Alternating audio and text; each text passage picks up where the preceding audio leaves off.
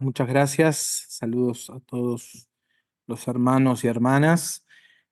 Vamos entonces a cerrar eh, la clase. Vamos a abordar la última temática que tiene que ver con corrientes culturales, mm, corrientes culturales que van a afectar, y cuando digo afectar no lo digo en términos negativos, pero van a relacionar eh, a la tierra de Israel y las culturas que hay allí con con otros influjos culturales. Para pensar esta idea, nosotros tenemos que pensarnos a nosotros mismos como un primer ejercicio. Y lo que quiero decir con esto es que nosotros sí es cierto que tenemos nuestras particularidades culturales, algunos dados por la nacionalidad, los peruanos, los chilenos, los argentinos, los ecuatorianos. Hay como una capa, habría una especie de capa nacional de la identidad y la cultura. Habría otra capa que no es dada por por la nacionalidad. De pronto, algunos elementos que relacionan y vinculan a los pueblos, como por ejemplo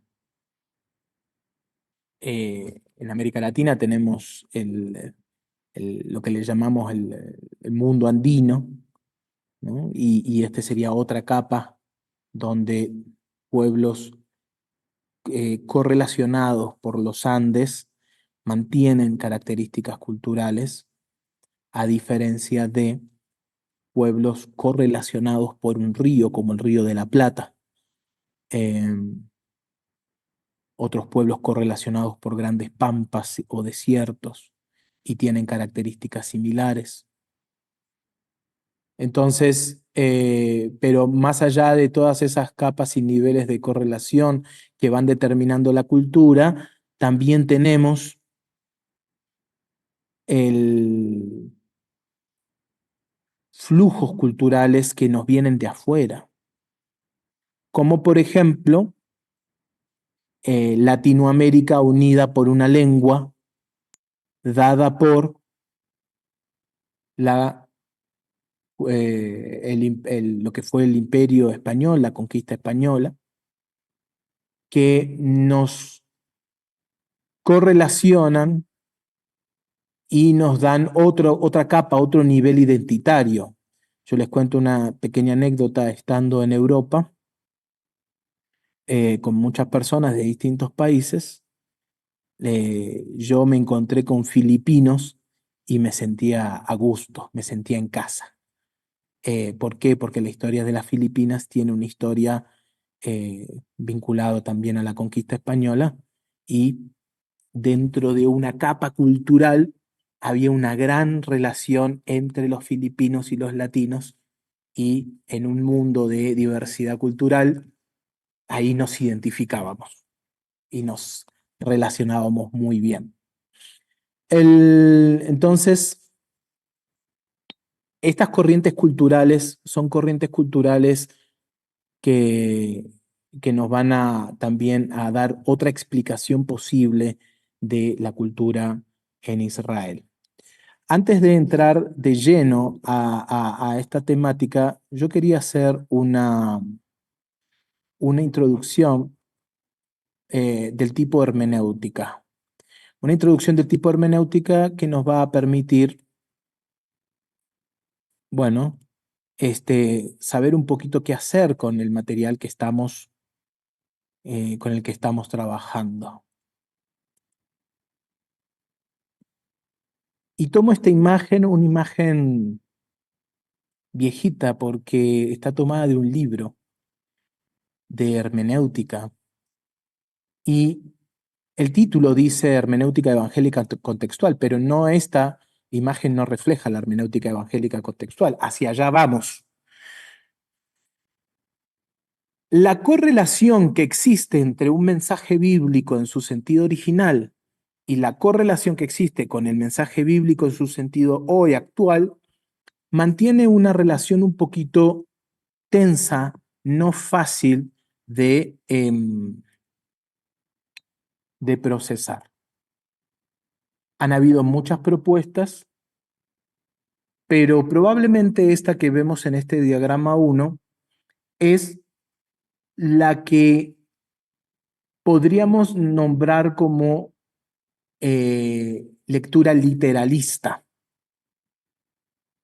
Es decir, aquellos que conciben que la Biblia se debe leer y aplicar sin mediación hermenéutica, analítica o contextual. Entonces el mensaje bíblico, en su sentido original, pasa directo al mensaje bíblico hoy, sin tomar recaudos o precauciones del tipo contextual. Bueno, esto es peligroso porque nosotros necesitamos, y la historia lo ha demostrado, que ese mensaje bíblico original estaba en un contexto original también. Y estar en un contexto original significa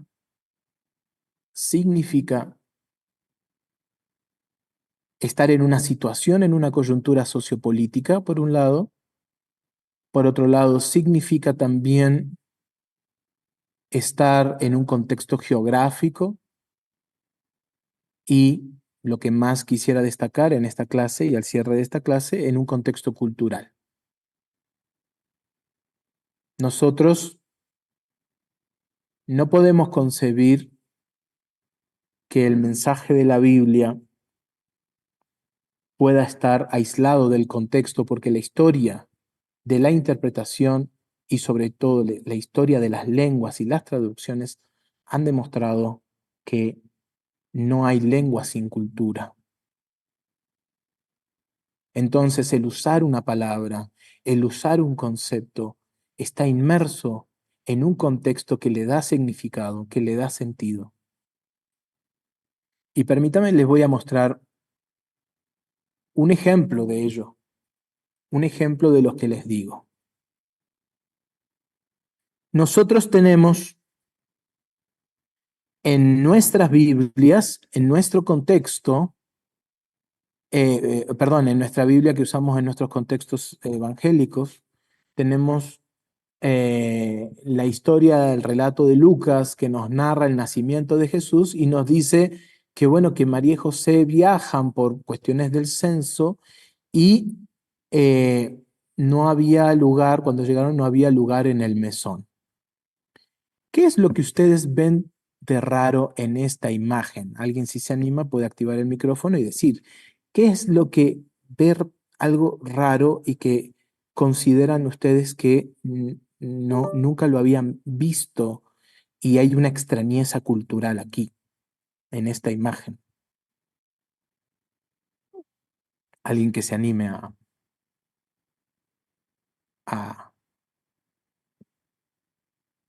La aparición del caballo en el Ok, establo. un elemento, un caballo. Ujú. Es un lugar no apto para el nacimiento para el parto de una madre, ¿no?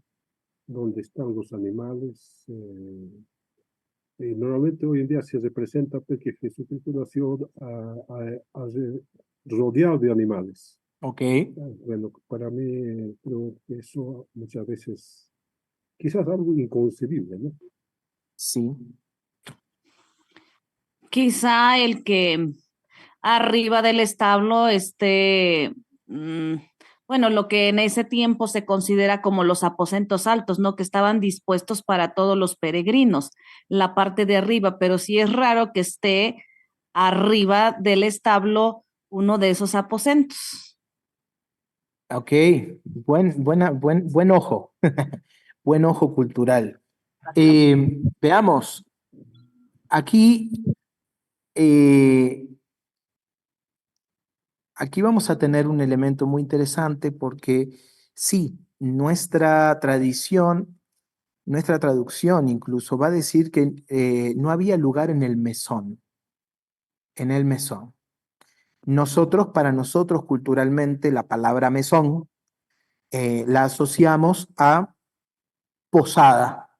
Es decir, que no había lugar en los hostales de la ciudad.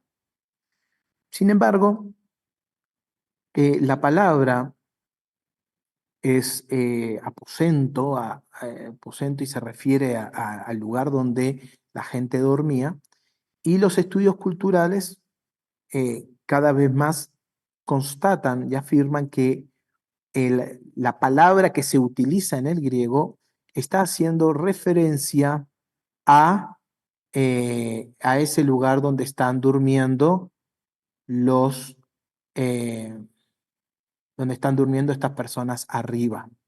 Es decir, que no había lugar, no en un hotel o en un hostal o en una posada, no había lugar en la parte de arriba donde la gente dormía, sino que había lugar abajo.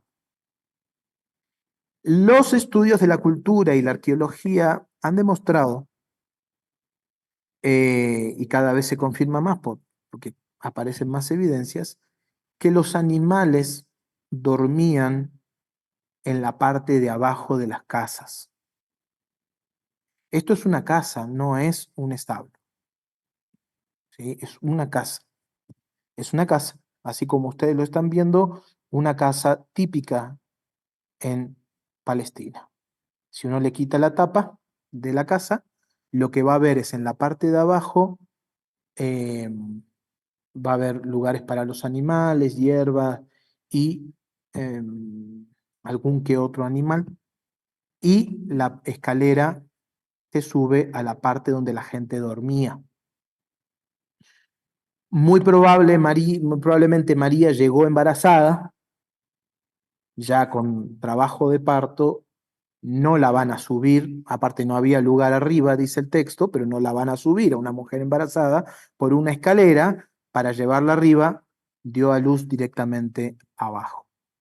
Esto lo confirman varias cosas. Uno, por un lado, lo confirma hallazgos arqueológicos que nos muestran las casas de ese tipo.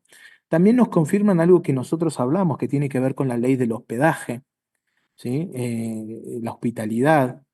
Es decir, lo confirma el hecho de que eh, José y María estaban yendo a la casa de su familia, o sea, la familia de José, y cómo no va a haber lugar para un miembro de la familia, siendo que hay lugar para el extraño, el extranjero, según las normas y los códigos sociales, y cuanto más una persona, una mujer que está a punto de dar a luz. Entonces vemos que lo confirman algunas cuestiones de códigos sociales y culturales, pero también rastros arqueológicos. ¿Qué nos cambia esto? Bueno, nos cambia, pienso yo, en algún sentido, nos ayuda a mejorar un poquito nuestra lectura, nuestra interpretación. Mm, y quiero decir con esto, nos permite por ahí contextualizar y entender un poquito mejor lo que estaba pasando. ¿Qué es lo que pasa? Estábamos presentando una traducción y tomábamos estos elementos culturales en cuenta y resulta que un pastor se levanta, no es mi propósito ni hablar y criticar a la tarea pastoral, en absoluto, pero un pastor se levanta y dice, están cambiando la Biblia, uno. Dos, ¿qué hago con mi mensaje pastoral? Porque él tenía un sermón preparado para todas las Navidades, donde hablaba que no hay lugar en el hostal y que no querían recibir al Mesías y que el mundo rechazó porque no había lugar en los hostales y nadie le abrió las puertas a Jesús. Entonces él me dice, no, ese es mi sermón, yo no lo voy a negociar, es mi sermón, es mi reflexión, ustedes son los que han cambiado el sentido del texto. Bueno, volvemos aquí, volvemos a la imagen. Nosotros tenemos un mensaje original, tenemos palabras, pero leído a la luz del contexto original, de pronto esa palabra toma otro sentido, mejor, distinto, o reafirma el sentido tradicional también, puede pasar.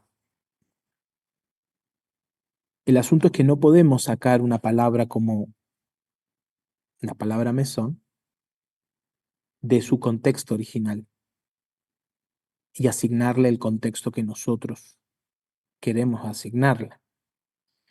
Entonces, caminando hacia una hermenéutica evangélica contextual, de una lectura literalista del texto, bueno, pasamos a una lectura donde agregamos el mensaje, o sea, le agregamos contexto a su mensaje original, un contexto que pone sobre la mesa todas aquellas herramientas y recursos que tengamos a la mano. A medida realmente que podamos ir descubriendo más cosas y teniendo mejores hallazgos, bueno, va a cambiar o va a mejorar nuestra comprensión. Yo solamente decirles que a nivel de arqueología, ahora vamos a hablar un poquito de arqueología, pero a nivel de arqueología es un porcentaje el que hemos descubierto o tenido a la mano como recurso accesible, pero todavía hay mucha información. Y este conflicto, por ejemplo, entre Israel y Palestina, trae muchas consecuencias en materia de eso. ¿Por qué? Porque, por ejemplo, Jerusalén, siendo una de los lugares más importantes para la cultura bíblica y para el conocimiento de la Biblia, Jerusalén es un territorio que está en conflicto y hay partes que no se pueden tocar por acuerdos de paz, porque si se toca, explota más de lo que ya ha explotado el conflicto. Entonces, todo lo que es Jerusalén está limitado la tarea arqueológica. Todo lo que es la Franja de Gaza está por debajo de tanto hacinamiento que hay en la Franja de Gaza y todo lo que es el material arqueológico obviamente no se puede excavar porque son tierras en conflicto y tierras hacinadas. Es por esa razón que así distintos focos dentro de Israel, hay distintos focos donde no se puede avanzar con la investigación porque o son lugares sagrados para algunos grupos o son lugares donde vive gente y bueno, por esa razón es un porcentaje lo que conocemos a nivel de arqueología y cultura. Bien. Ahora sí llegamos a la hermenéutica evangélica contextual. ¿Por qué? Porque ese mismo estudio que nosotros tenemos que hacer y hacemos en cuanto al contexto original, también lo tenemos que hacer en cuanto al contexto contemporáneo. Ustedes hace unos minutos hablaban de el 666 que alcancé a escuchar. Bueno, el 666 dentro de, si nosotros hacemos esta lectura, el 666 se traspola directamente a nuestra realidad y todo el mundo le tiene miedo al 666 porque está tomando el código de una manera literal. Sin embargo, si le agregamos el contexto, nosotros nos vamos a dar cuenta que el 666 está, pero el mismo texto lo dice, ¿no? Sabiduría hay en aquel que pueda decodificar este número porque es el nombre de un ser humano. Bueno, lo dice el mismo texto, pero si lo decodificamos, la mayoría de los estudiosos del contexto original van a decir que el mensaje va a estar entre el mensaje del 666 leído a la luz del contexto, nos va a evocar el nombre de un emperador. Bien, ese nombre del emperador a nuestro contexto no nos dice mucho. Probablemente nos ayuda a entender que se apuntaba al emperador, pero leído desde nuestro contexto no nos dice mucho. Ahora, si nosotros ese mismo mensaje lo contextualizamos, nos vamos a dar cuenta que el 666, leído a la luz del contexto original, evoca no solo el emperador, sino las fuerzas del mal. Bueno, la pregunta es que nosotros nos tenemos que hacer hoy, bueno, ¿cuáles son las fuerzas del mal en nuestro contexto? ¿sí? Porque salir a predicar en contra del emperador hoy probablemente no va a tener mucho sentido si no tenemos al César hoy viviendo entre nosotros, pero tenemos otros poderes que son similares, que son semejantes. Entonces, ¿quién sería el poder del mal? Entonces, justo hace unos minutos que estaba dando una clase de literatura apocalíptica, algunos hermanos y hermanas conjeturaban y decían, bueno, el narcotráfico para nosotros, estoy justo en este momento en Colombia, entonces ellos decían, bueno, para nosotros el narcotráfico es el poder del mal que ha dominado y ha tomado preso nuestro país, nuestra realidad. Bueno, otros decían mm, la guerrilla, otros decían diferentes conjeturas. Pero ese estudio cultural, ese estudio contextual, tiene dos momentos necesarios. Uno para el sentido del texto bíblico y otro para lo que ese sentido quiere decirnos hoy en nuestra sociedad. En esa línea es que yo le quería mostrar esta gráfica para decirle que todo lo que hemos estudiado en relación con la cultura nos va a ayudar a analizar tanto la cultura bíblica como la cultura en nuestra época y traer mensajes relevantes, fieles al contexto original, pero relevantes para nuestro propio contexto el día de hoy. Podemos parar ahora para hacer algunas preguntas y nos metemos de lleno al tema de los flujos culturales. No sé si hay de pronto alguna pregunta con relación a esta cuestión de la contextualidad.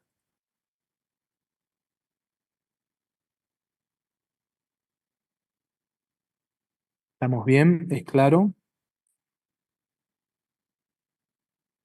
Puede parecer simple visto en un gráfico, pero les puedo decir que es un desafío para la iglesia hoy. Realmente es muy desafiante. Sí, ¿alguien? Este, sí, profesor, de hacer la pregunta, ¿cómo podemos, mirando el contexto histórico del pasado, contextualizar ahora en la actualidad en que vivimos, cuál sería el método, la forma más correcta de hacer esa interpretación bíblica? Gracias, gracias por tu pregunta. Bueno, nosotros hablamos en la primera clase sobre, se los voy a compartir solo por las dudas por si se han olvidado, pero nosotros hablamos en la primera clase sobre estos tres niveles de la cultura, de las prácticas culturales, ¿sí? Prácticas y significado y sentido. ¿Sí se acuerdan? Estos Ujú. tres elementos nos van a permitir hacer esa correlación entre contexto y contexto.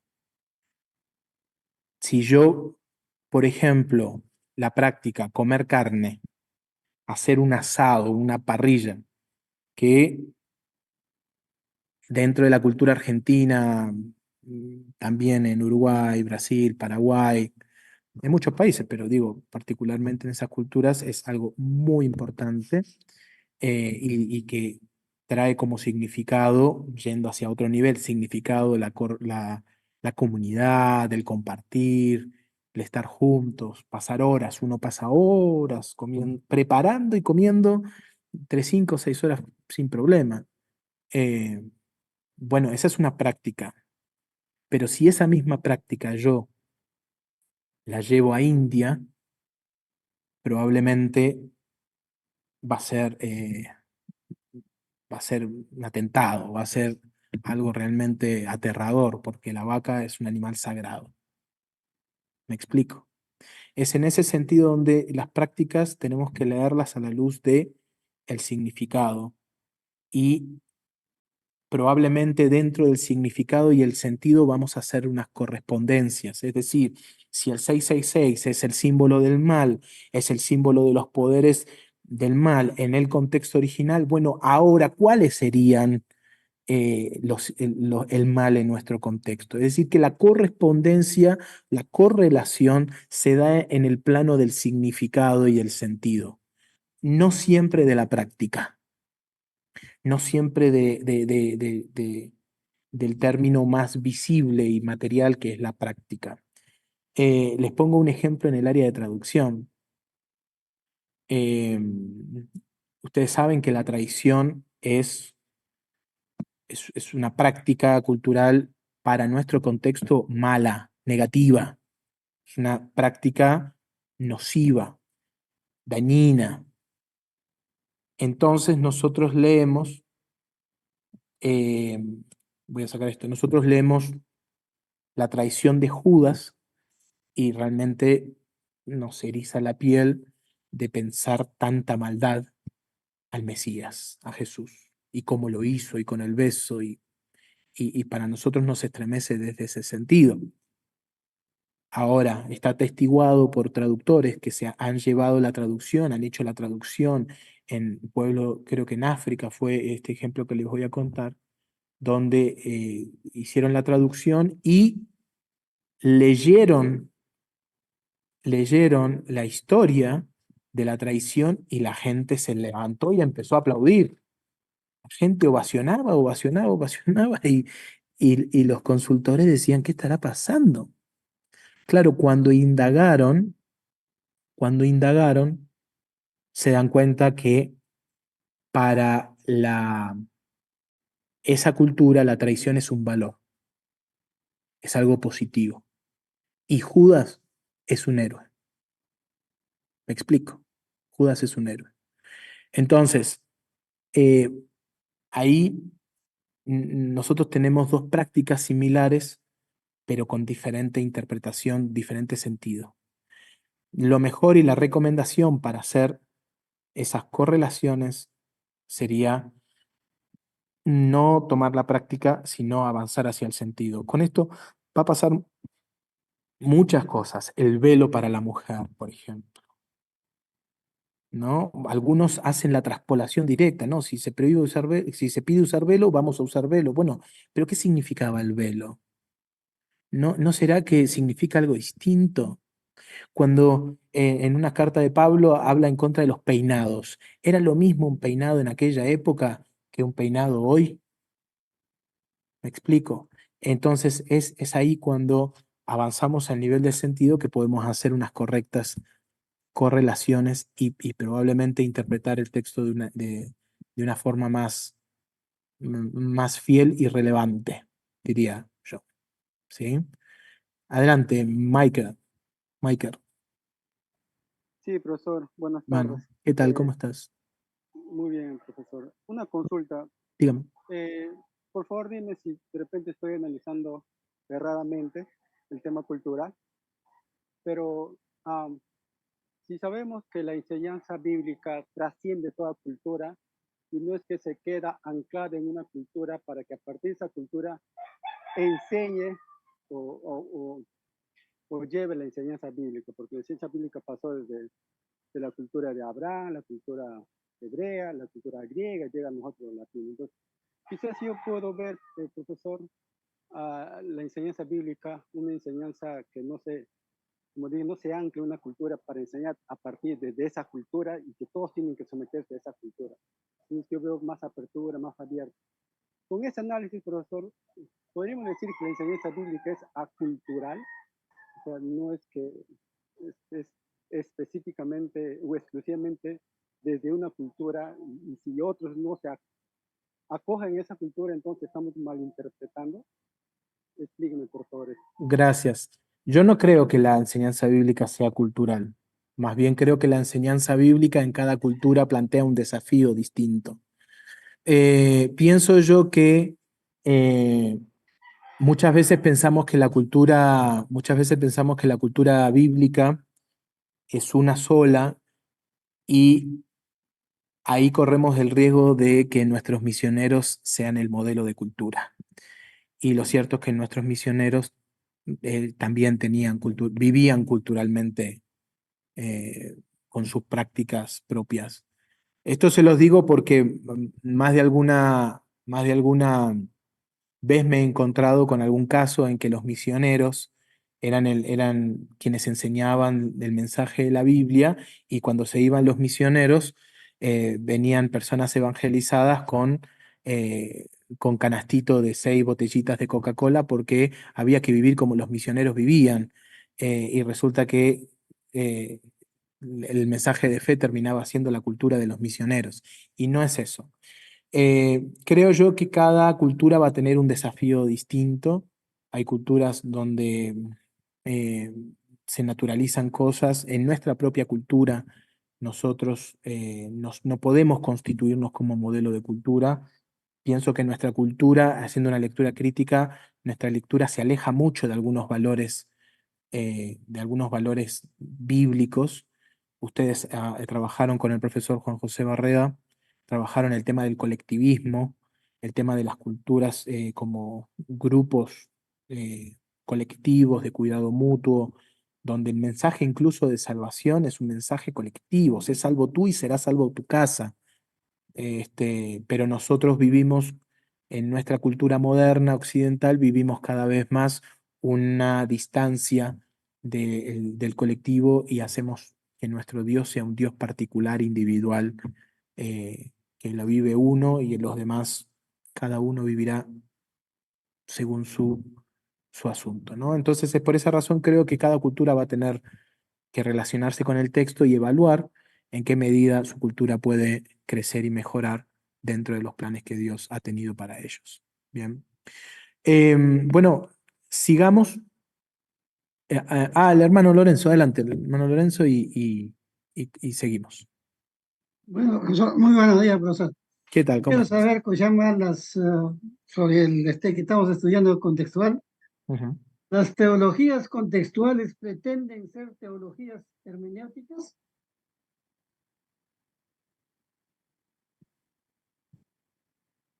Toda teología es hermenéutica. ¿Por qué no sería hermenéutica? Es decir, toda teología hace una interpretación de la Biblia, sea una interpretación literalista, sea una interpretación literaria, sea una interpretación contextual, sea una hermenéutica alegórica. Toda teología, todo pensar de Dios conlleva una lectura bíblica. Es decir, que no hay teología sin hermenéutica y no hay hermenéutica sin teología. ¿Sí? ¿Estamos claros con eso?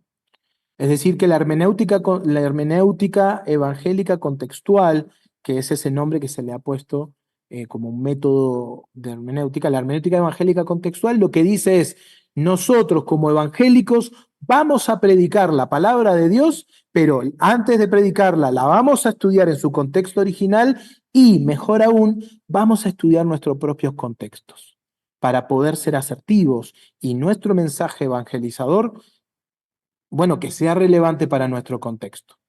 No le vamos a ir a hablar a nuestras comunidades indígenas sobre ideas y conceptos que pasaron en Grecia antigua o que pasaron en Roma. Les vamos a ir a hablar cosas que nosotros necesitemos escuchar, mensajes de vida, de esperanza, mensajes de evangelización, pero para nuestro propio contexto y en nuestro lenguaje. Para lograr eso necesitamos estudiar el sentido de las prácticas culturales en el contexto bíblico y articularlas y mediarlas y correlacionarlas con nuestras prácticas culturales el día de hoy. ¿Sí? Leo brevemente el chat que hay movimiento y seguimos, ¿sí? Pienso que la cultura nos comparte nuestra hermana de cada país, que la cultura de cada país en el conocimiento del Señor adora a Dios. Aquí en Venezuela, en la iglesia donde asisto, los jóvenes adoran a Dios en diferentes géneros musicales. Bueno, sería una práctica de contextualización. Muchas gracias, mi hermana. Entonces, sigamos y nos metemos de lleno a la última temática que es un poquito más delicada, pero que es una realidad también de la cultura y que tenemos que trabajarla. Hay dos formas de ver la cultura de Israel, dos formas de ver la cultura de Israel que tenemos que nosotros tener bien claras.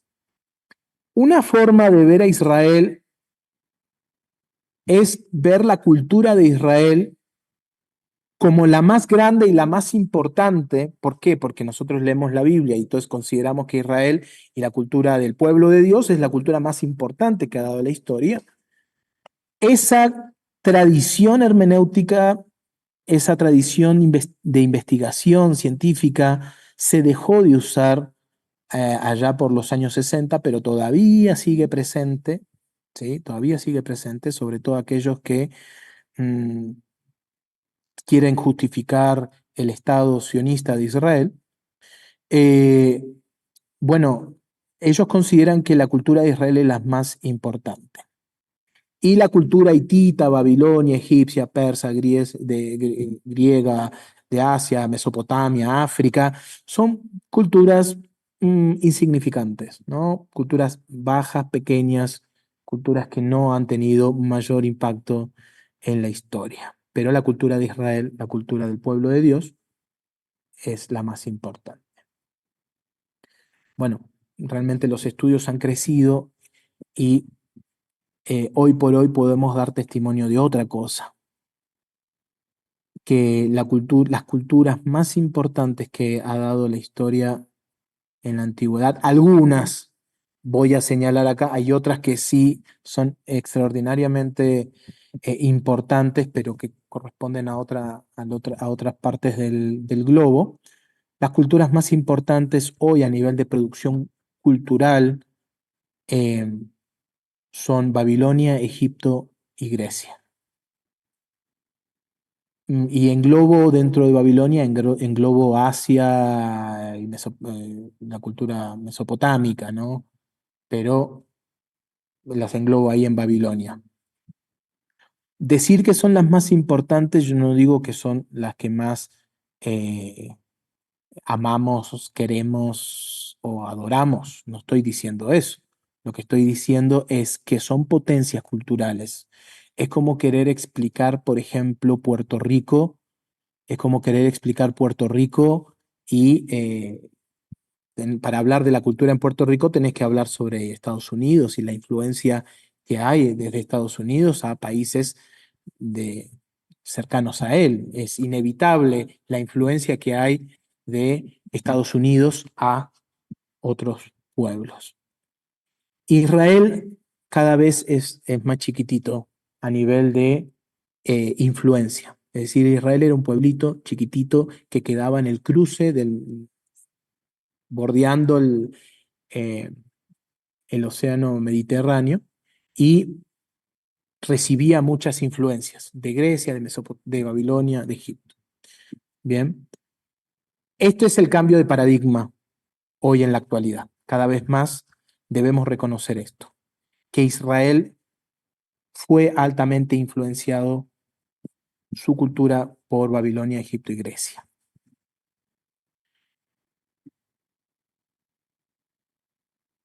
Acá hay un elemento, va a estar en el quiz, pilas con eso. El elemento de la concomitancia. ¿Qué significa esto? Esto es un poquito delicado, pero quisiera que presten atención a lo siguiente. La Biblia, como cualquier otro elemento, y voy a poner un ejemplo como el cuadro de Osvaldo Guayasamín, tiene elementos comparables y elementos incomparables. ¿Cuál sería un elemento comparable del cuadro de Guayasamín? Bueno, elementos comparables. El tipo de pintura que utiliza es comparable. ¿Por qué? Porque otros han utilizado iguales materiales.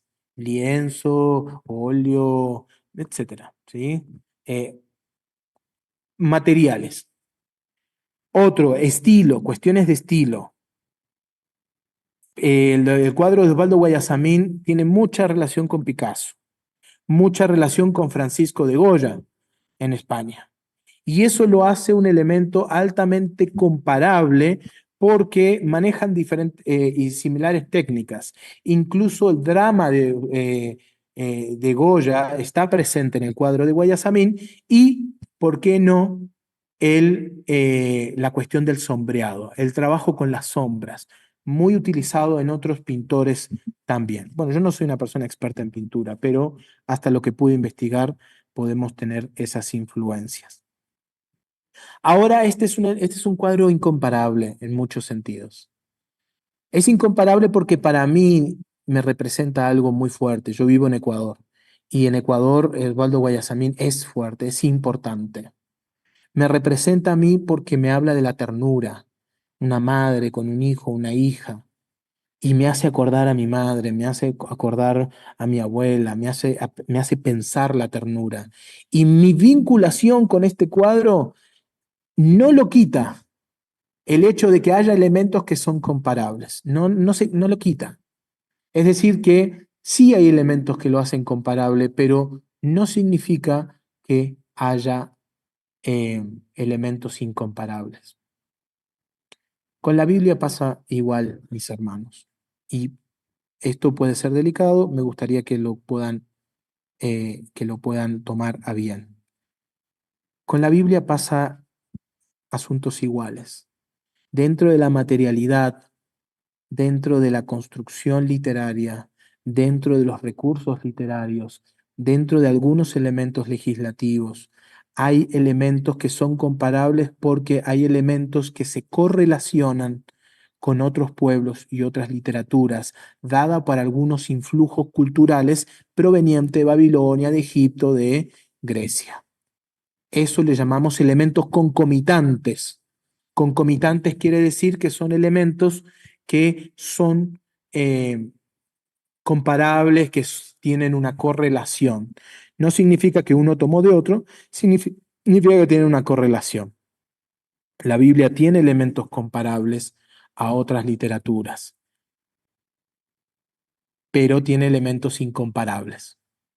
¿Qué son esos elementos incomparables? Bueno, la fe que nosotros tenemos en el Dios de la Biblia, la fe que hemos experimentado en nuestras vidas mediante nuestro estudio a la palabra de Dios, la fe que nosotros tenemos y cómo ese Dios obra en nosotros, en nuestras comunidades. ¿Sí? Eso es una realidad incomparable. Veamos estos elementos comparables ahora en esta sección. Y probablemente este corresponde a un estudio un poquito denso, que voy a tratar de simplificarlo lo más que se pueda. Pero fíjense, vamos a leer un poquito el código de Hammurabi. Bien, el código de Hammurabi. 1700 antes de Cristo. ¿Qué había en Israel? Si más o menos seguimos la línea histórica, en el año 1700 antes de Cristo. A ver, el siglo X tenemos la división de los reinos, del norte al sur, siglo X.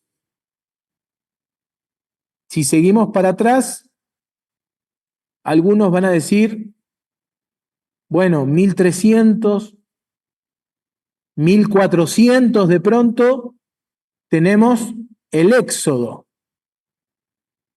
Estoy conjeturando números, 1400, el Éxodo. Siglos atrás, la historia de Abraham. Es decir que, más o menos, mientras un peregrino de la fe, Abraham, estaba dando vuelta por ahí, ya existía un código legislativo en Mesopotamia donde tenemos una deidad que le está dando a su rey la ley. En la mano. Y la ley está escrita aquí abajo en el código de Hammurabi, en este código. Es decir, un Dios le da en la mano a su máximo líder la ley, la autoridad. En realidad esto representa la autoridad, según los estudiosos, de legislar y le da la ley. ¿A ustedes les suena algo? Bueno, vayan reflexionando a partir de esto. Elementos concomitantes, no Nosotros tenemos que digerirlo esto. Yo sé que puede ser delicado, pero son elementos concomitantes. Por eso es importante el concepto. Fíjense lo que dice una ley.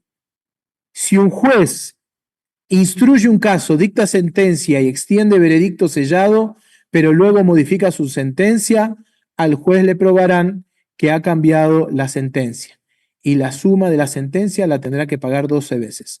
Además, en pública asamblea le echarán de su sede judicial de modo irrevocable y nunca más podrá volver a sentarse con jueces en un proceso. Fíjense lo rico del Código de Hammurabi, 1700, y todavía nosotros no tenemos en el Ecuador y en América Latina un castigo tan severo para los jueces corruptos como el Código de Hammurabi. ¿Qué tipo de sociedad nos muestra la sociedad que refleja el Código de Hammurabi? Ya hay jueces, ya hay castigo para los jueces corruptos, ya hay sede judicial, ya hay sentencias, ya hay órdenes de procesos judiciales. Estamos hablando de una cultura cuyo código es de 1700 antes de Cristo y si lo comparamos nosotros a lo que está pasando en Israel, apenas estaría llegando siglos después o por esos años un peregrino como Abraham.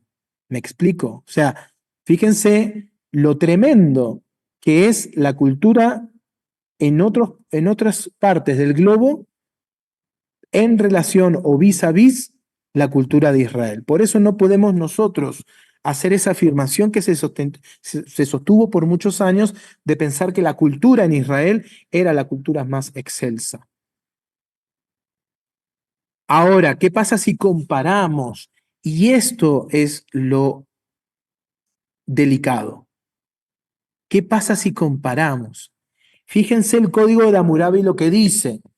Si el buey de un hombre suele dar cornadas y su barrio ya le ha hecho saber que da cornadas y él ni le recorta los cuernos ni controla a su buey, si luego ese buey le da una cornada a un hijo de hombre y lo mata, pagará media mina de plata. Lo comparamos con el Éxodo.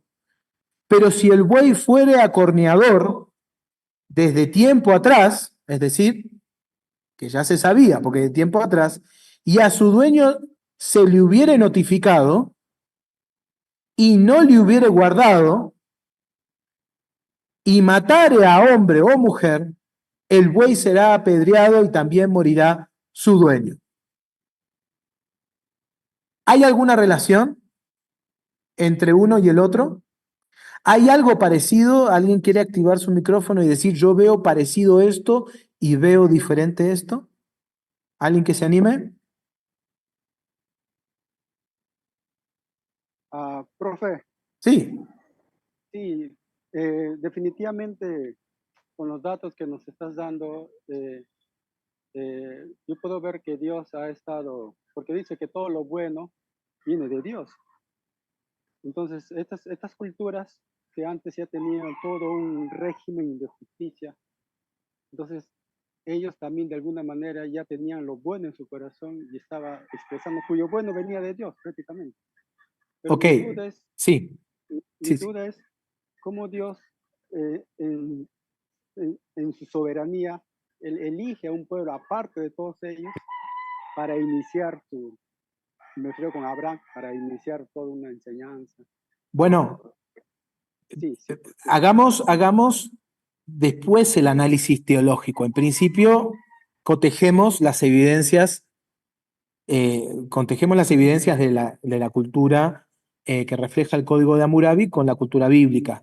Después vamos a hacer las conjeturas, ¿sí? Después vamos a hacer las explicaciones de por qué se pueden dar estas correlaciones. En principio, lo que te digo es concomitancia. ¿Qué significa concomitancia? Significa que el lugar donde el mensaje bíblico se desarrolló también era compartido por otras culturas. Me explico, un buey acorneador no se daba en Israel, pero también se daba en otros lugares donde criaban bueyes, ¿me explico? Entonces, ahí hay una correlación y esa correlación es lo que le llamamos concomitancia, ¿sí? Es decir, las materias primas que se utilizaron para construir, elaborar y desarrollar el texto bíblico, vamos a hablar después de la inspiración, pero esas materias primas que se utilizaron, esas pinturas, esos lienzos, también otros pueblos lo compartieron. Bien, Hernán, sí, adelante. Sí, sí, profesor.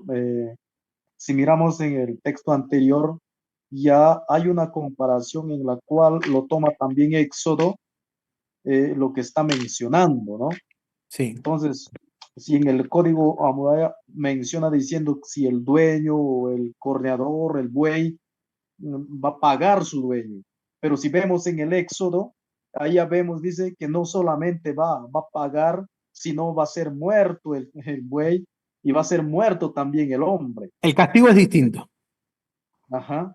pero en la parte anterior probablemente es muy parecido. ¿Por qué? Porque tenemos un buey acorneador, tenemos un preaviso, en los dos hay preaviso, bien, porque uno fue notificado y el otro que los vecinos le dijeron que, o su barrio ya le había hecho saber esto.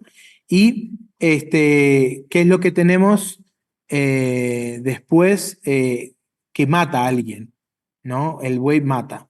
Hasta ahí tenemos como la materia prima muy semejante entre una cultura y la otra, salvando las distancias, muy semejante. ¿Alguien quería decir algo? Eduardo, dale. Era solamente para ratificar lo que dice Hernán, ¿no? Que me parece muy adecuado. Hay una Se acabó el gran rato. similitud, pero también hay diferencias, ¿no? Perfecto. Entonces, sin duda es una resemblanza, ¿no? Como en otras, en muchísimas culturas, ¿no? Se permanece esa resemblanza. Fíjese, yo soy peruano y aquí estuvo el imperio de los incas. Ellos tenían máximas de sabiduría, ¿no? Ama suya, ama yuya, ama aquella, no mientas, no seas ladrón, no seas ocioso. Eso es general. Entonces, no podemos decir de que era exclusivo de los incas, ¿no es cierto? Exacto. Entonces siempre pienso, salvo que esté equivocado, doctor, es que se va a dar en esas cosas una cierta resemblanza entre las diferentes culturas. Exacto, por eso Eso le era, llamamos concomitancia. Ese es el término que concomitancia. le quisiera Término que lo técnico, acuñen. Es técnico. ¿Qué quiere decir? concomitancia. Hay situaciones que establecen una materialidad en común. Por ejemplo, además de lo que decía el hermano Eduardo, por ejemplo, tenemos el libro de Ruth. El libro de Ruth, recuerden que está la fiesta, hay una cuestión cultural ahí campesina, y uno escucha una canción de Violeta Parra, que es Arréglate Juana Rosa, que llegó una invitación, mañana trilla la yegua, y te habla de que hay que ponerse bonita, porque en la fiesta iba a encontrar la pareja, el esposo. Y estamos hablando de la cultura de Violeta Parra, Chile, años 60, con Israel en los años, vaya a saber en qué año, pero el asunto tiene que ver con que la fiesta es concomitante, es decir, las prácticas campesinas también tienen una correlación que la hacen concomitante. A ver, hay otra ley, una ley asiria, por ejemplo, que dice, si uno golpea a la hija de otro hombre y origina un aborto, si hay querella contra él y es condenado, pagará 2 talentos y 30 minas de plomo. Será castigado a 50 azotes y trabajará un mes entero para el rey. Si alguno golpea a la mujer de otro y la hace abortar, su propia esposa será tratada igualmente y deberá compensar el feto con otra vida. Si la mujer falleciere, el agresor será condenado a muerte, pero cuando el marido de aquella mujer no tiene ningún hijo, si alguno la golpea y le causa aborto, el agresor será condenado a muerte. Incluso si el feto es de sexo femenino, la compensación tendrá que ser otra vida. Ley asiria. Dice Éxodo 21, si alguno riñere e hiriere a mujer embarazada y ésta abortare, pero sin haber muerto, será penado conforme a lo que les impusiere el marido de la mujer y juzgaren los jueces. Mas si hubiere muerte, entonces pagará vida por vida. Bien, tenemos lo mismo aquí. Ley, ley de hitita, esta es ley hitita. Si un hombre tiene una esposa y él muere, y su hermano la tomará como esposa. Entonces, si el hermano muere, su padre la tomará. Entonces, muere el padre, o si entonces muere el padre, el hijo de su hermano la tomará a quien la tenía. Ley asiria, exactamente lo mismo, cuestión del levirato. Si un padre ha aportado una dote, ¿no? Si la mujer muere, entregará al hermano, etcétera, ¿no? No quiero detenerme mucho en esto, pero el Deuteronomio también.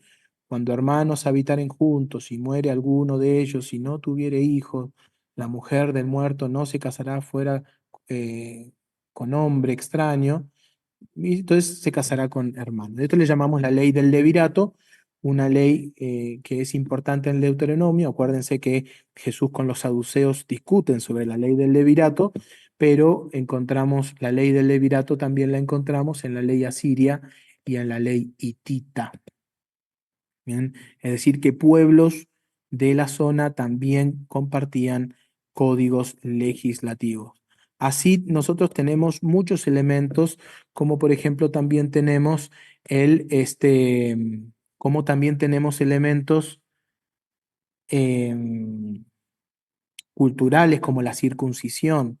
Ya hay muchos rastros donde muchas culturas, no solo la de Israel, y en África también practicaban o practican hasta el día de hoy la circuncisión como pertenencia a un pueblo. Bien, incluso más complejo, hay otros pueblos que practican la circuncisión femenina, ¿sí? La circuncisión femenina, que es el corte del clítoris, ¿sí? Para marcar el pase a una comunidad o a su juventud y, y su capacidad de ser mujer capaz de quedar embarazada. Hay prácticas así que podemos nosotros ver y comparar y, bueno, vamos mejor conociendo las culturas que se correlacionan con la Biblia. Hay elementos iconográficos también concomitantes, no solo son elementos, em, elementos de escritura. Fíjense, dice este texto, la protección que los dioses conceden se representa en Egipto por la imagen de Horus, dios en forma de halcón, desplegando sus alas sobre la figura del faraón. Oh Dios, qué precioso es tu amor. Por eso las personas se refugian a la sombra de tus alas. Tú eres mi socorro y a la sombra de tus alas cantaré, dice el Salmo. Y fíjense, iconográficamente nosotros tenemos esta estatua que está acá dibujada para mayor claridad, pero es una estatua que podemos encontrar en Egipto, donde el dios Horus abraza al rey y lo cuida y lo protege con sus alas. ¿Mm? Otro elemento concomitante.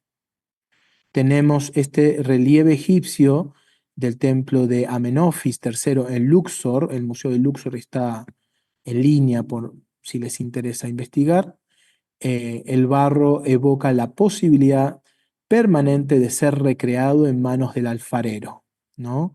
Y acá tenemos a los dioses egipcios rehaciendo al humano. Y dice Jeremías, ¿acaso no puedo yo hacer con ustedes, pueblo de Israel, igual que hace el alfarero? Como está la arcilla en manos del alfarero, así están ustedes en mis manos, pueblo de Israel. Es decir, que también este insumo cultural concomitante donde dioses rehacían a su pueblo como el alfarero, tenemos en común. Fíjense qué bonito. Un relieve asirio dice, el orgullo del malvado acosa al desdichado, se aposta al acecho entre las cañas y asesina al inocente a escondidas. todo ojos, espía al desvalido, acecha escondido como el león en su guarida, acecha para atrapar al desdichado, dice el Salmo 10. ¿Sí? Y este relieve asirio está reflejando la misma idea que el Salmo quiere expresar, porque es su contexto, es lo que ellos ven, lo mismo lo ven otras culturas y sacan sus imágenes y sus elementos literarios. Fíjense cómo está ahí al acecho este animal. ¿Mm? Uno más, muy interesante, porque se repite en Lucas también. Dice, esta pintura egipcia muestra a Tutmosis IV niño sentado en los regazos de su tutor, con los símbolos egipcios de la vida y el poder en sus manos. A sus pies yacen sus enemigos, derrotados. Los derrotados del enemigo eran una muestra del favor divino. Y fíjense lo que dice el Salmo. Siéntate a mi derecha hasta que ponga a tus enemigos como estrado a tus pies. Fíjense los enemigos al estrado de los pies en este cuadro de Tutmosis niño. ¿Ven? Sentado a la derecha con los enemigos como estrado. Eso también era parte del material iconográfico de Egipto. Bien. Entonces tenemos esta correlación que va a llamarnos la atención y nos va a invitar a nosotros a pensar qué hacemos con este material que está ahí, que es circundante, que es cercano al texto bíblico.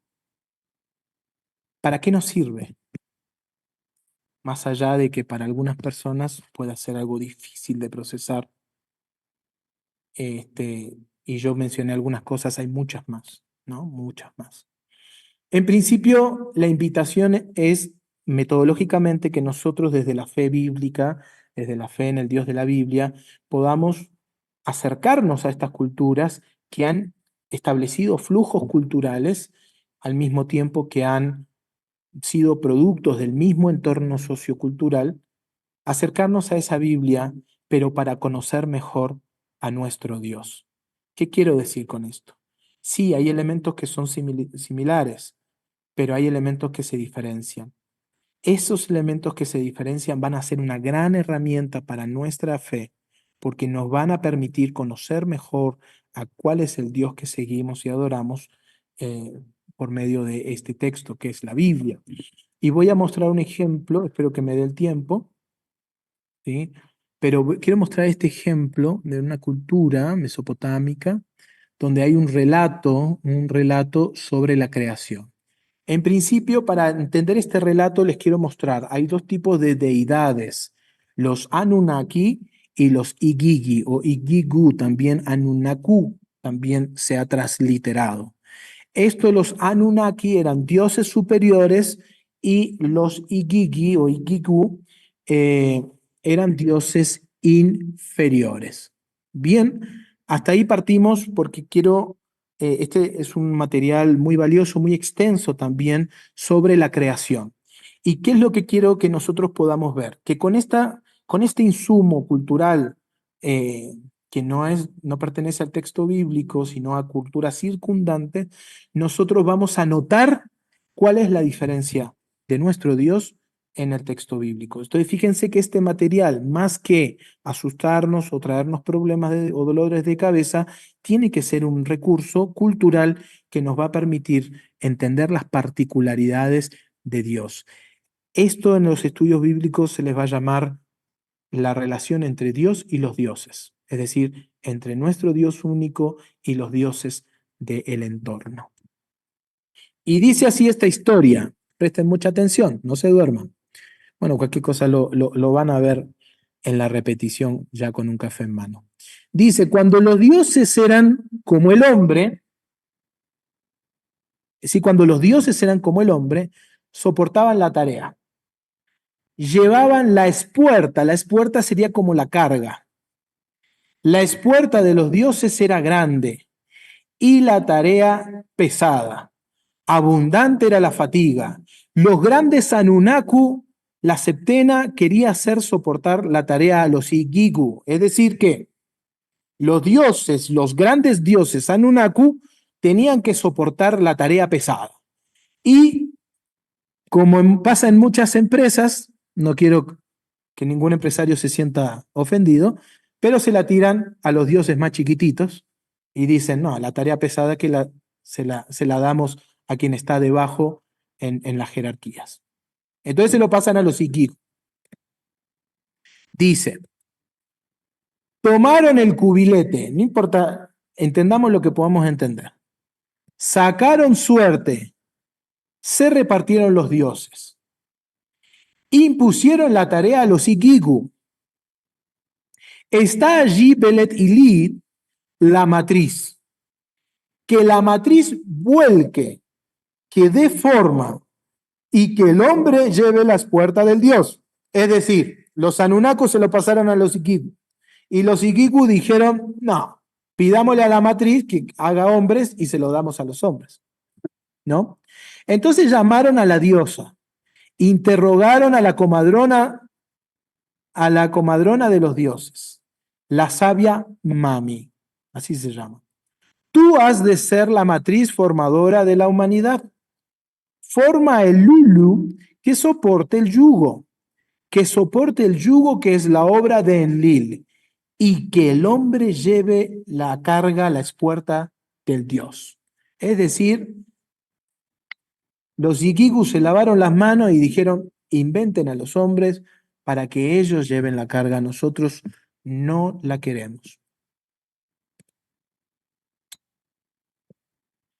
Mami abrió la boca y dijo a los grandes dioses, me habéis ordenado una obra y la he cumplido.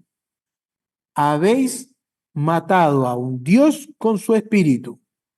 Os he librado de vuestra dura tarea e impuesto al hombre vuestra tarea. Habéis concedido los gritos a la humanidad. He roto la argolla, he devuelto la libertad a los dioses. Es decir, que las quejas, los gritos, la tarea, el trabajo a los hombres. Los dioses se han liberado. ¿Qué tipo de sociedad es la que refleja o justifica o legitima este relato? Bueno, en primero lo que podemos decir es que la estratificación social es muy importante en este relato, donde los de arriba gozan de libertad y los de abajo tienen los gritos, el llanto, las quejas. Esta es la sociedad que refleja este relato. Un relato que refleja la esclavitud también. ¿Por qué? Porque si los Anunnaki se lo pasaron a los Ikigu a los hombres a sí mismos se estratifican y los hombres de arriba le pasan la espuerta, la carga a los hombres de abajo y así se va creando la estratificación social. Entonces los hombres más cercanos a los dioses en una sociedad como la nuestra serían los blancos, los que tienen poder, y así se va estratificando y conformando la esclavitud según este modelo de interpretación que podemos hacer de estos textos mesopotámicos. Bueno, ahora ya después de entender estos relatos circundantes al texto bíblico, ahora quiero conocer mejor al Dios de la Biblia. Ahora sí estoy listo para hacer esa comparación entre el Dios de la Biblia y los otros dioses. Y resulta que la Biblia nos habla de otra cosa.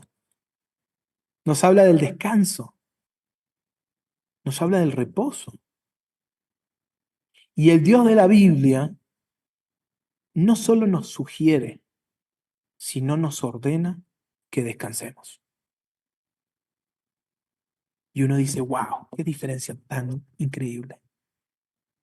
En principio, a partir de esa orden del descanso, yo no tengo más que palabra de agradecimiento a Dios, porque Él me está pidiendo descansar.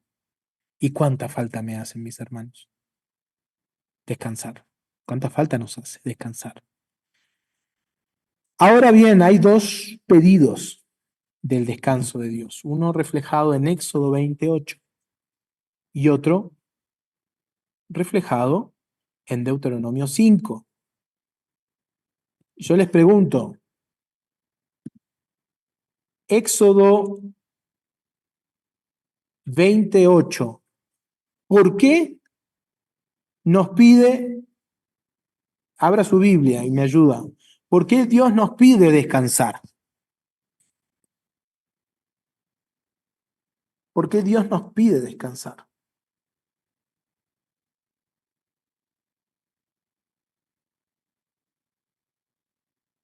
Éxodo 28.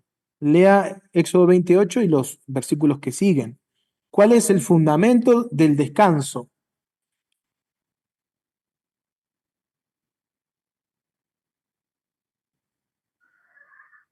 ¿Podemos responder, profe? Adelante. El fundamento del descanso, del día de reposo, es una imagen. Bueno, claro, es una imagen, una figura de lo que realmente el ser humano iba a descansar en Jesucristo, en la cruz. Todas las enseñanzas del Nuevo Testamento tienen raíces en el Antiguo Testamento. Y el día de reposo, porque Jesús dijo, yo soy el Señor del día de reposo. Ok, Podríamos decir pero ¿usted está leyendo el Éxodo? Lea el claro, Éxodo. ¿Qué es lo que dice? ¿Por qué hay que descansar? Hay que santificar ese día en memoria, porque Dios también descansó. Es lo que dice Éxodo 28. Ok. Pero Y es un dice en mandato. el versículo 11, ¿qué dice? El versículo 11 dice exactamente esto.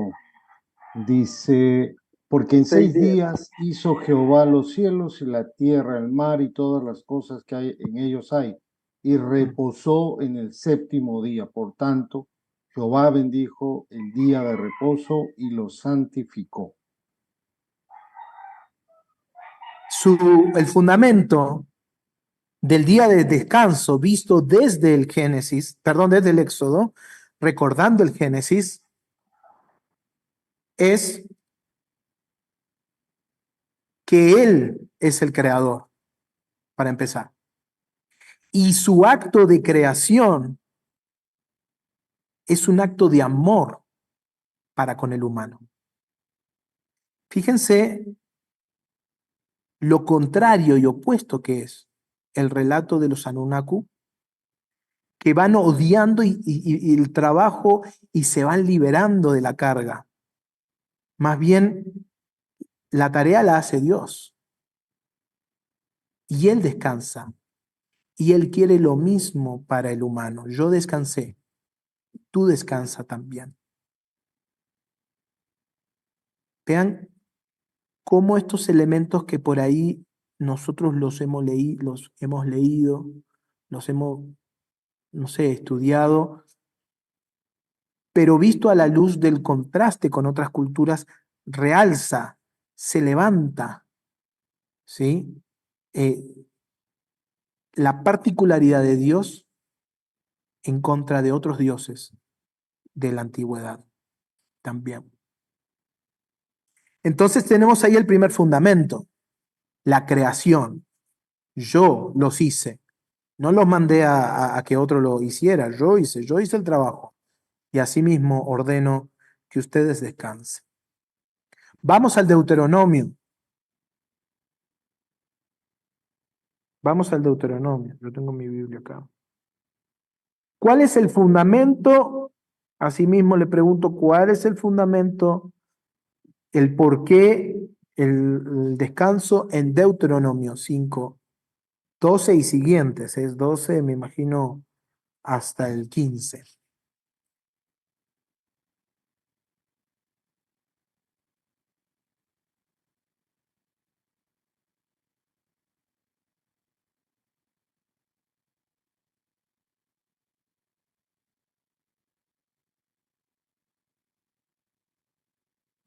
A ver, alguien.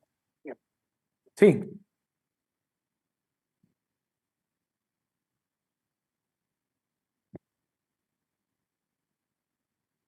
Aquí es ¿Cuál? diferente. Aquí es diferente porque es también una remembranza, es también un recordar, pero Ujú. porque Israel fue siervo en tierra de Egipto. Aquí no refiere a la creación, refiere al estado que tuvo anteriormente Israel en la tierra de Egipto, y es la memoria a que Dios los sacó con mano fuerte y brazo extendido. Por ello, dice, por lo cual Jehová tu Dios te ha mandado que guardes el día de reposo. Eso es lo que dice.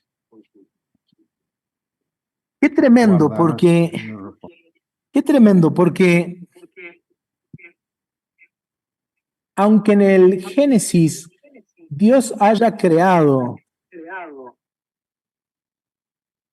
los cielos y la tierra y haya ordenado el descanso para que gocen de igual beneficio que Dios mismo tiene como acto de amor, aún así la sociedad termina en la esclavitud. Aún así, aunque no se haya fundamentado en los Anunnaki, aunque pueblos no estén basados en este relato, aún así terminamos en esto. Ahí fíjense, hay una cruz en este sacerdote, hay una cruz. Y terminamos en eso, terminamos en lo mismo. La sociedad tropieza una y otra vez y termina en lo mismo, en la esclavitud. Pero aún así, nos dice el Deuteronomio 5, aún así, yo insisto, descansen.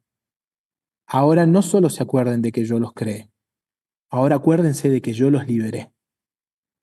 Que esa esclavitud a la cual la sociedad cayó, en la cual la sociedad cayó, esa opresión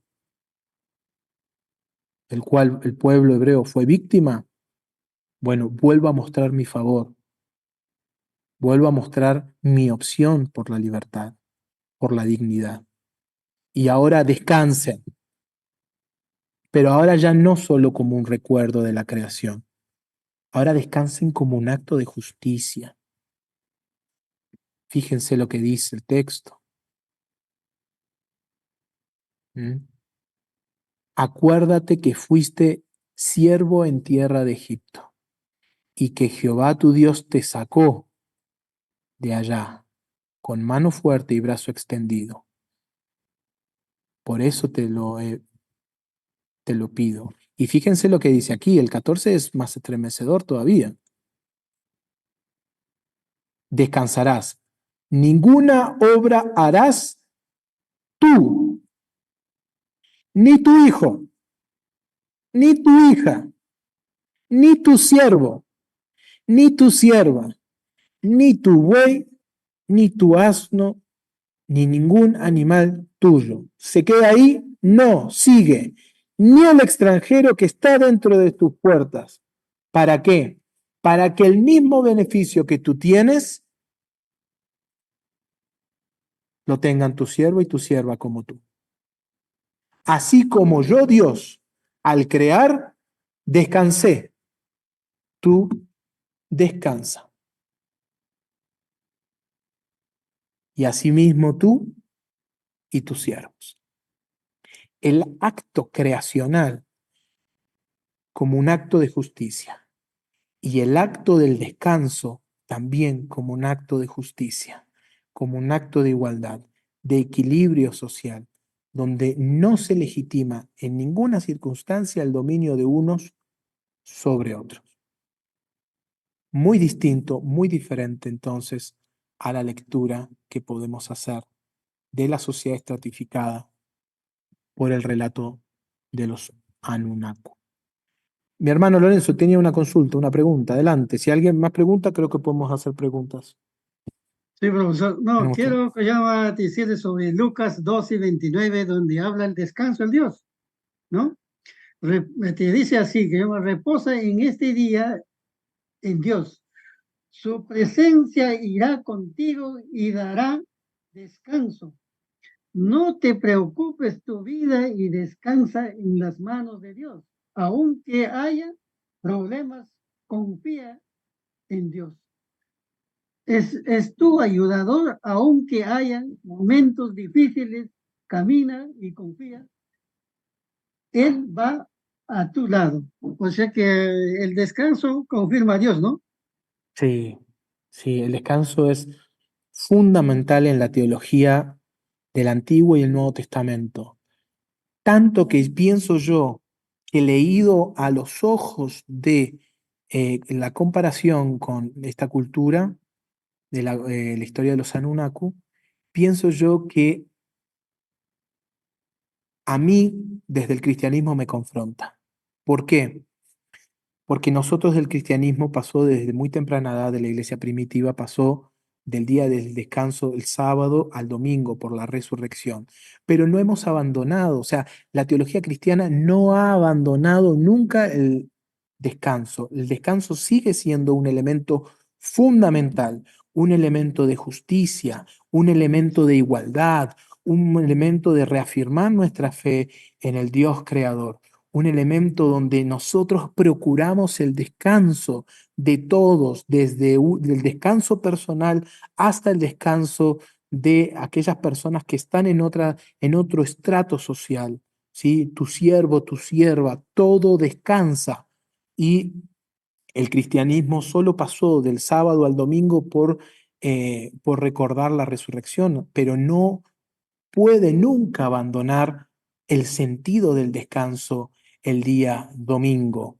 Es por esta razón que creo yo y mi interpretación a la luz de lo que es mi interés también por la liturgia, que es algo que yo he estudiado bastante, pienso yo que nuestras liturgias tienen que repensar esta teología a la luz de esto que estamos estudiando, que nuestras celebraciones sean celebraciones de descanso, que le permita al afligido, que le permita al doliente, que le permita a aquel que está en una situación desfavorecida en la sociedad, el descanso, ¿sí? El descanso, la restauración, el encuentro con Dios, ¿bien?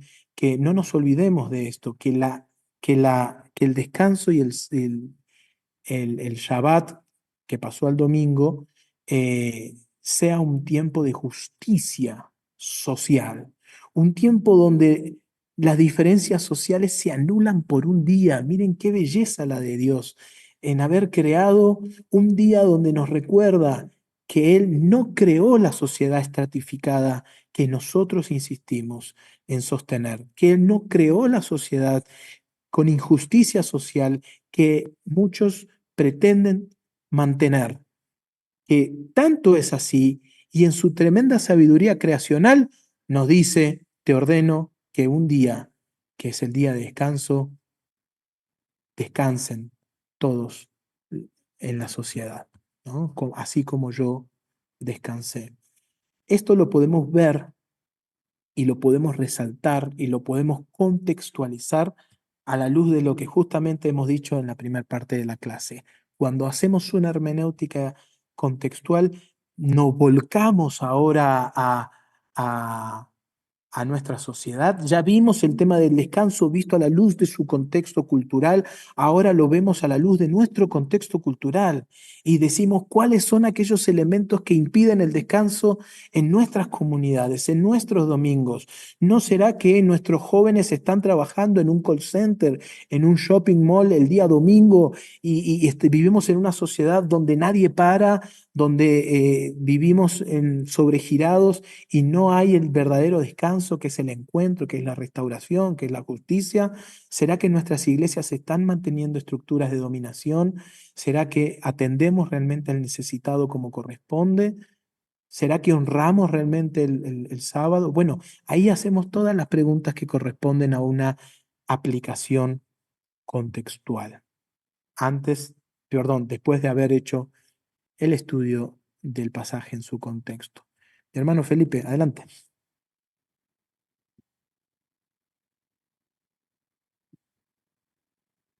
¿Está usted ahí, mi hermano Felipe? ¿Se fue o me fui yo? No, creo que se fue él. Se congeló. ¿Hay alguna otra pregunta? ¿Algo que quisieran?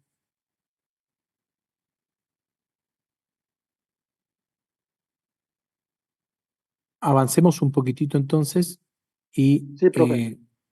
avancemos un poquitito y sí, ¿qué? ¿Avanzar o pregunta? Una consulta, profesor. Dale. Ah, si vemos que Dios, por el simple hecho de que Él hizo al hombre, comparado con el relato que usted nos dio, que entre ellos había una jerarquía, y vemos que Dios Él mismo hace las cosas. Ah, estaría mal, profesor, tener jerarquías. Bueno, poniéndolo de esa manera, porque también se habla de la jerarquía de ángeles, arcángeles. Hay jerarquías en el mundo celestial, huestes espirituales, o sea, todo es jerarquía. Entonces, podríamos decir, ¿cómo podríamos analizar Sí, analizarlo? bueno, están todos invitados. Voy a tratar un poquito sobre algunos desafíos en el próximo webinar del 8 del día viernes, el webinar abierto de las sociedades bíblicas. Ahí voy a tratar de un poquito de hablar de la nueva sociedad o posibles desafíos para una nueva sociedad a la luz del texto bíblico. Yo creo que las jerarquías no necesariamente se eliminan, pero sí se repiensan a la luz del servicio, a la luz de la justicia. Fíjate que es cierto lo que tú dices en relación con las jerarquías incluso celestiales, pero en Apocalipsis, el último capítulo de Apocalipsis, en el versículo 8, el ángel le dice al visionario, le dice, no me adores, porque el visionario es como que lo quiere adorar al ángel, dice que extraordinario todo lo que me ha mostrado y lo quiere adorar, y el ángel le dice, no me, no me adores, por favor, le dice, no me adores. Dice, somos vos y yo, somos sundulos, dice en griego, sundulos, que significa eh, con siervos, con esclavos. Dulos es siervo o esclavos y sun es la preposición que significa con, junto con alguien. Somos iguales en la tarea del servicio, sun dulos. Es decir, que pienso yo, si el ángel lo dice y se lo dice a un simple mortal, a un hombre, lo que está diciendo es que desde el principio hasta el fin, desde el ángel hasta el humano más humilde, es consiervo en la tarea y la única jerarquía que tenemos es la autoridad de nuestro Señor. Pero aún así, pese a que el ángel pueda decir eso, aún así Jesucristo, dice Filipenses, se vuelca, se vacía y aún así pone toda la estructura a repensarse. ¿Por qué? Porque no la está anulando, pero sí la está poniendo en el lugar del servicio. Entonces pienso yo que eso ese es el gran desafío que tenemos nosotros para repensar nuestra cultura a la luz del texto bíblico. ¿Sí? Espero haber respondido tu pregunta. Avancemos un poquitito más y vamos dándole cierre a estas ideas. ¿Sí?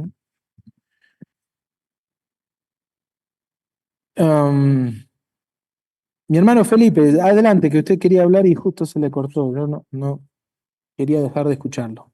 Sí, hermano, si me fue internet, Sí, sí. pasan esas cosas. Bueno, Adelante. primero mi comentario. Sí, Eh, es cierto que Dios santificó el sábado, es sí, un día de descanso, sábado debe ser para todos. Luego, por nuestro contexto actual, pasamos a los domingos. Entonces, va mi comentario respecto a esto. En la sociedad peruana donde yo vivo, por ejemplo, y en otros países supongo que es similar, para el trabajador independiente, el trabajador, para un empleado público o privado, no hay problema porque normalmente trabajan el sábado hasta mediodía o solo hasta viernes. Entonces, no hay problema que puedan descansar, pueden domingo dedicarse exclusivamente a un descanso, a otras actividades, pero de descanso y también, desde luego, estar en la congregación. Pero hay trabajadores independientes, principalmente los trabajadores son comerciantes. Y las ferias, hay muchas ciudades que tienen sus ferias dominicales. Y su único recurso de ingreso para la semana es trabajar el domingo. Mm. Y desde luego tengo otros días de la semana. Y se dan tiempo de descanso cualquier día de la semana, pero no domingo. Sí. ¿Cuál es el comentario que me dice? No, bueno, ese es un claro ejemplo, buen ejemplo de lo que es mantener el sentido o el significado y variar la práctica. El cristianismo lo hizo del sábado al domingo manteniendo el sentido, pero cambió la práctica. ¿Por qué cambió la práctica? Porque pasó del sábado al domingo.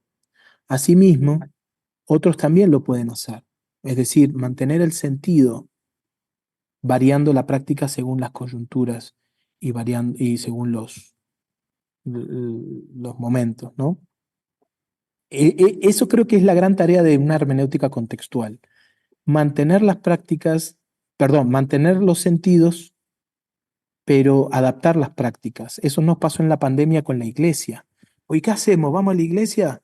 Y no, algunos querían mantener la práctica. Bueno, otros tomaron el sentido, pero adaptaron el formato. Adaptaron la práctica a nuevas realidades. Unos concibieron que no juntarse en pandemia era cuidar a las personas mayores sobre todo. Otros decían, no, no, Dios nos llama y vamos a ir y aunque nos moramos. Bueno, ahí son personas que mantienen la práctica y no pueden hacer las adaptaciones contextuales pertinentes. Bueno, ya ahí cada uno va va a discernir junto con su comunidad qué es lo mejor y lo más sano para su iglesia, ¿sí? Pero yo no voy a decir si es el domingo o es otro día. Cada persona luego tendrá que juzgar a la luz de intentar mantener el sentido del texto bíblico. ¿Bien? Continuemos y terminamos esta sección. Así en este tipo de materiales se encuentran estas historias. Bien, hay mucha información que nos ayuda incluso también a conocer mejor nuestro texto, no solo desde un punto teológico, sino también material. Fíjense que dice el Génesis que Dios creó la lumbrera mayor y la lumbrera menor. Y muchas veces, ahí dice el texto, ¿no? E hizo Dios las dos grandes lumbreras, la lumbrera mayor para que señorease el día y la lumbrera menor para que señorease la noche. La pregunta que nos hacemos nosotros, o sea, que muchos tiempos hicieron los biblistas, es ¿por qué dice lumbrera mayor y lumbrera menor? ¿Será por una cuestión poética? Bueno, muchos hoy dicen que no, que conociendo el material del antiguo cercano oriente, realmente la explicación se da por esto. Se da porque el hebreo es consonantal, no tiene vocales, y la palabra sol, shemesh, y la palabra luna, yareach, en consonantes son iguales a shamash, que es un dios, y yarij, otro dios. Es decir, que si el texto hubiera dicho, si el texto bíblico hubiera dicho, y Dios creó a, sh, que serían las consonantes, alguien podría haber leído Dios creó a Shamash. Y no necesariamente Dios creó a Shemesh, que es el sol. Lo mismo ocurre con Yariach y con Yarij. Entonces, para evitar equivocaciones de interpretación por ser una lengua consonantal, el texto, muy sabio, dijo lumbrera mayor y lumbrera menor. ¿Ven? Esto nosotros lo podemos hoy entender a la luz del material que tenemos. Conclusiones. Y terminamos, mis hermanos. El análisis comparado nos permite comprender costumbres del antiguo Cercano Oriente que para nosotros en la actualidad son extrañas. ¿Sí? Muchas prácticas como, por ejemplo, la ley del levirato. Bueno, son extrañas para nosotros, pero con el material del antiguo Cercano Oriente podemos tener mayor información de prácticas culturales que son cercanas a la Biblia. El material del antiguo Cercano Oriente nos permite reconstruir cosmovisiones y enriquece nuestras lecturas. Sí, nos vemos nosotros beneficiados porque como este Yamash y Yariach, bueno, nos permite entender mejor cuáles son las estrategias del texto y esto nos enriquece enormemente. La comparación nos permite identificar claramente cuál es la particularidad del texto y la cultura bíblica, es decir, qué es lo que hace de nuestro texto y qué es lo que hace de la cultura bíblica algo diferente. Por ahí nosotros apuntábamos con otra cosa o a otra cosa según nuestra tradición, pero visto a los ojos culturales nos permiten destacar eso, qué es lo que lo hace realmente diferente. Habrán cosas que lo hacen semejante, pero otras que la hacen diferente. Y finalmente, este ejercicio nos permite identificar lo que hace verdaderamente de nuestro Dios un Dios único y verdadero y diferente a los otros dioses en una gama y en una propuesta donde muchos pueblos del entorno, muchos pueblos circundantes tenían su Dios, sus dioses. Entonces, acá nosotros podemos con esto entender, bueno, cuál es esa particularidad verdaderamente que hace de nuestro Dios el Dios único y el Dios verdadero, y de qué es y cómo se diferencia de los otros dioses. Una última máxima. Quien solo conoce la Biblia no conoce la Biblia. Pensémoslo. Quien Eso está solo... bravo. Eso está bravo, ¿no? Muy polémico para muchos. Eso está bravo, por eso lo dejé para el final, porque yo corto y me voy. Sí, está poderoso. Está poderoso.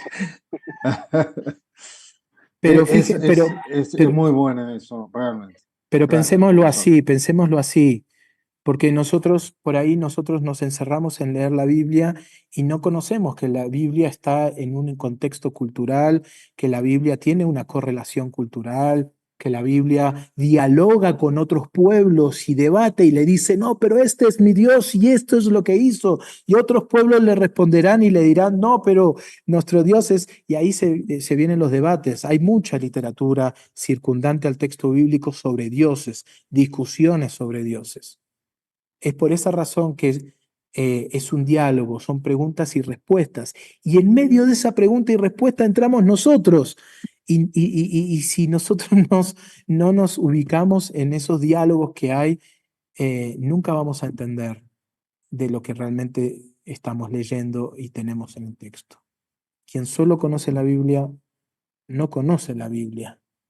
Y eso es un poquito lo que hemos querido hacer con este curso de cultura. Ampliar un poquitito el espectro de nuestra visión para realmente dar cuenta y decir, bueno, esto es lo que hace de nuestro texto que tenemos en nuestras manos, de la revelación y de nuestro Dios, un Dios único y verdadero. Para terminar, recordarles que hemos finalizado el curso, ¿sí?, de Biblia y Cultura con esto que acabamos de señalar.